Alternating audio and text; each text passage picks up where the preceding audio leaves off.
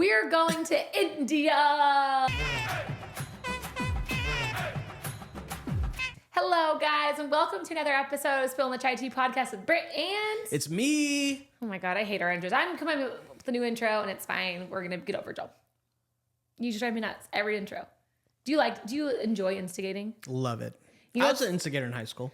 You were probably an instigator your entire childhood. You were probably the sibling that was like poking them or pinching them, like where your mom just couldn't see. No, I like to do it when my mom could see. That's worse. I'm not sure if that's better. Have you ever heard of rage baiting?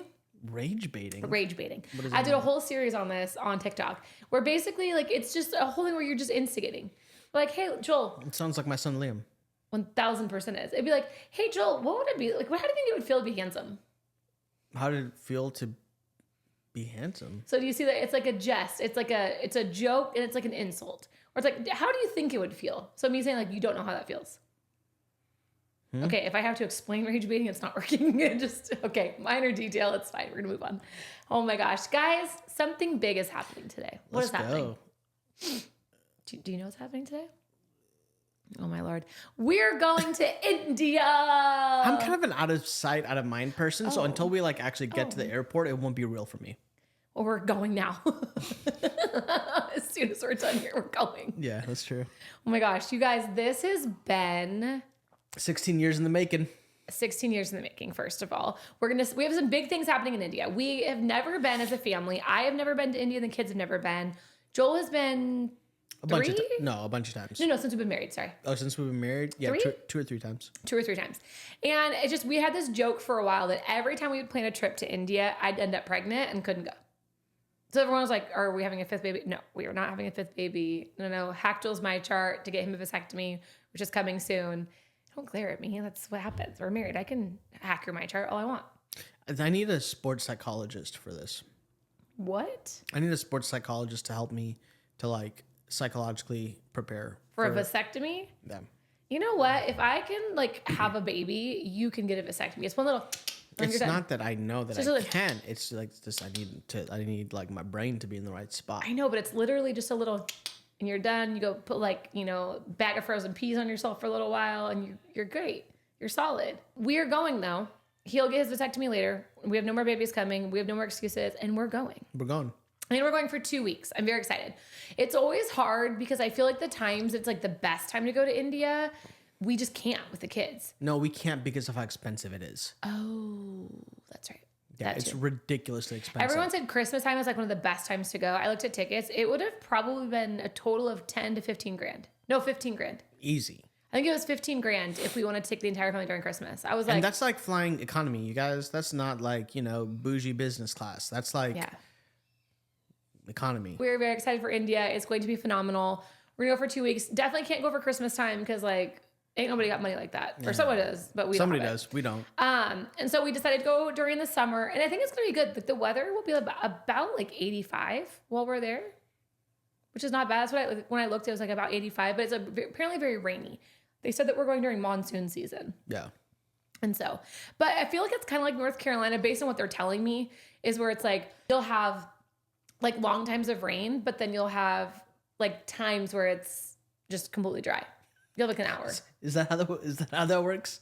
You'll have times of rain, but then you'll have times of... I meant during the day. What?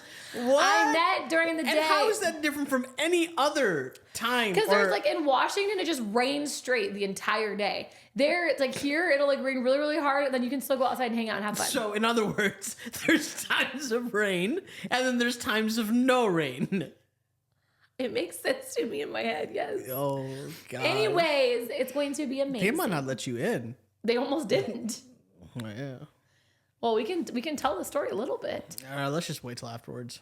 Okay, we'll tell you guys the visa story when we get back. Joel says we can't tell the visa story until we get home. You might not. Yeah, let's just wait. We'll tell you guys when we get home. Remind me, we'll tell you guys the visa story. Anyways, we have everyone's visas. Joel has dual citizenship, so he didn't need one. Getting the visas just took about 24 hours for all the kids. Mine took a little bit longer, but we have them, printed them. We're ready to go. As soon as we're done recording, we're literally leaving. Literally loading up the car and heading out. Yeah. So, okay. So Joel, what kind of coming into this, our kids have mixed feelings, I think, on going to India. I think the number one thing is, oh my God, how can we leave our friends for 2 weeks? Yeah, I mean, and I was thinking about that. I mean, this when I remember one of my trips that I went with my family. I think I was like 10 or 11, maybe something like that. That was my feeling too. Totally. Like I was like so annoyed. Like what, But then I remember going there and being like, I never want to come back. See, that's what I think is going to happen. I have not been like harping on the kids' feelings. I'm just kind of like trying to like let them feel whatever they're feeling. So I do think it's a process. Yeah. Right. And I think that They also don't know what they don't know. they've never been. Yeah. Well, and like we've traveled a lot as well. Like we went to Costa Rica, we went to the Dominican Republic. So like, they've had like some like out of the country experience. Those were way more touristy.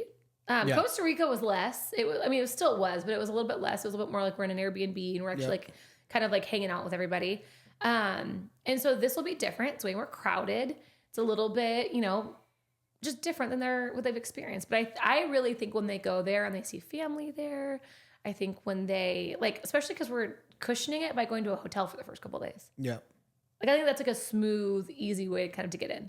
Yeah. I mean, you researched the entire thing through ChatGPT, so we're good. I did. Although ChatGPT gave me some conflicting advice. Now I don't really know. So one of the things that so we have 3 flights going into it. We have, I'm probably gonna be wrong. I think we have like a 3-hour flight, a 12-hour or a 10-hour flight, and then a 2 or 3-hour flight. No, you're so wrong. Okay, tell me. I think I'm completely. So we fly from Charlotte to Philly. It's a couple-hour flight. Then Philly to Doha. That's like a 16-hour flight. I don't think it's 16. That's 16 hours. I think it's 12 because I did them. It was like 8:30 to 4:30. Then there's time changes. I know. I didn't count for that. No, you didn't. You just let me I'm the traveling person, so just great. Let You're the traveling person. do the traveling. Anyways, and then we have another flight. Once we get to Doha, we have to go to Doha to Hyderabad. I think that was like a short flight though. I think it was like 3 hours. 3 hours. So when I looked it up on ChatGPT, I was like, what is the best way to do this time change with the kids? Yeah. Because that was probably like my only real like anxious moment is really over the time change. Yeah. And I feel like the boys will be just fine.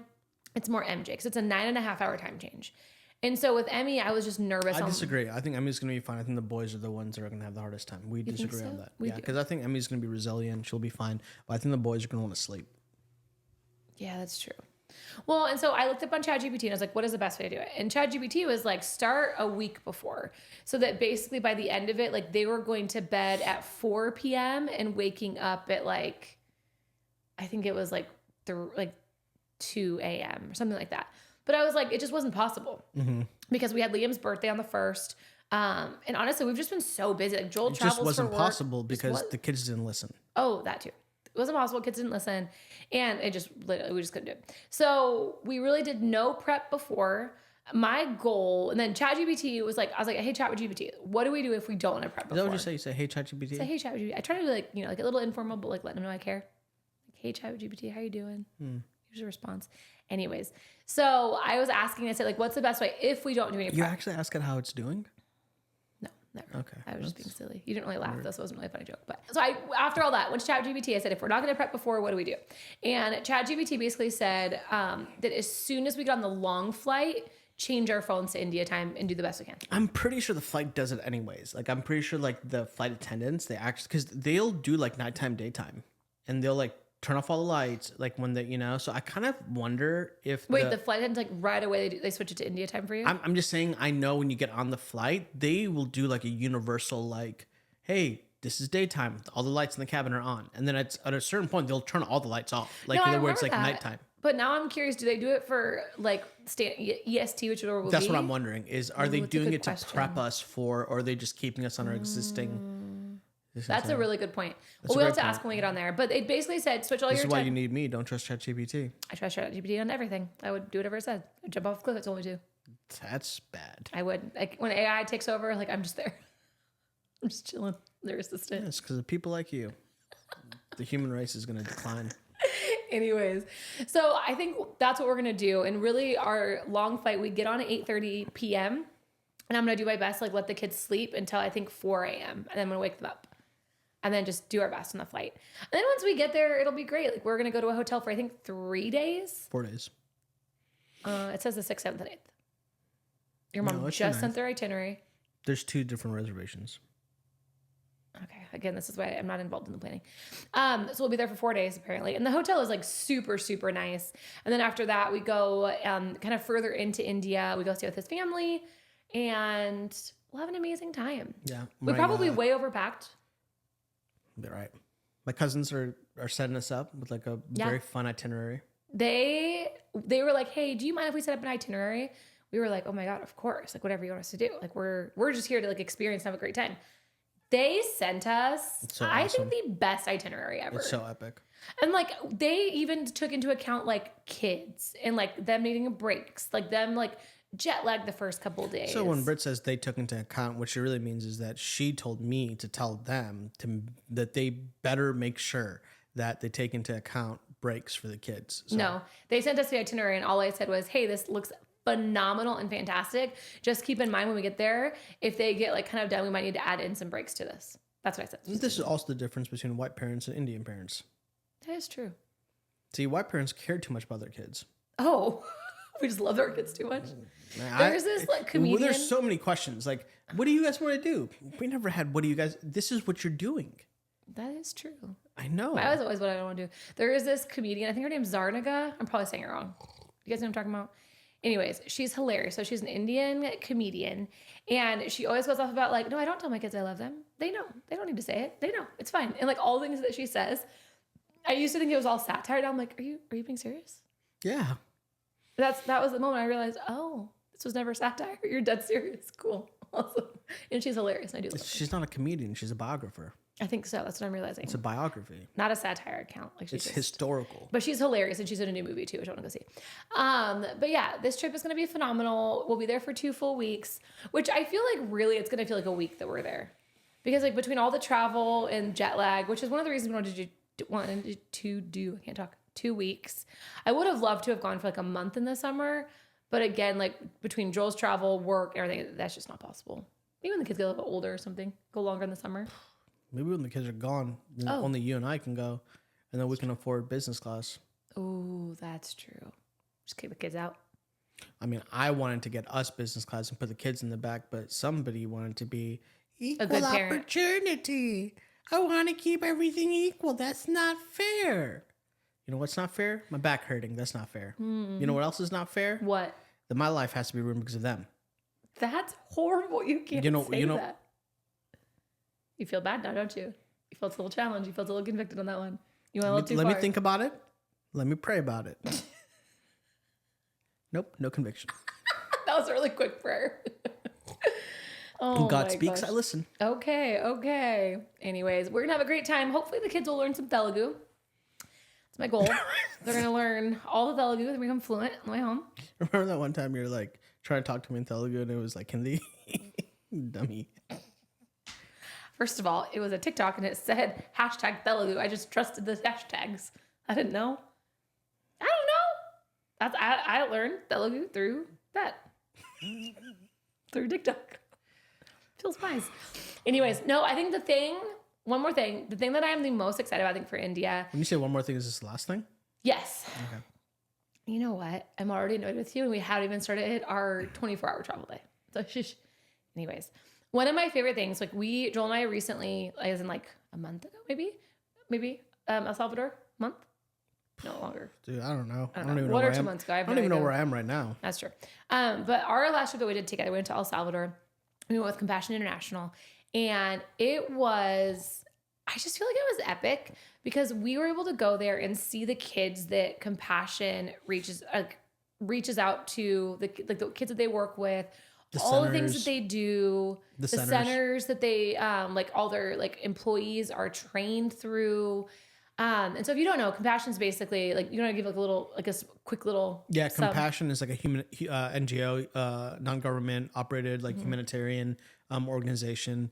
They work with a lot of like the religious groups in the local country, so a lot of churches, and then they'll establish and utilize the locations of where these churches or buildings are, and will also use them throughout the week and equip those local leaders and people to have schools and vacation Bible schools and businesses like bakeries and sewing. I mean, it's basically self-sustaining. The we really self-sustaining. appreciate about Compassion is their focus is on the development of the local regions. And Yeah. so it's like self-sustaining, it's equipping and empowering, and it's making like significant community impact in that area. Well, it reminds me of that saying where it's like you give a man a fish or you teach a man to fish, right? Because if you give a man a fish, he has a full belly for a second, but if you teach a man to fish, he's set for life. Yeah. And that's what I think Compassion does, which I think is so impressive.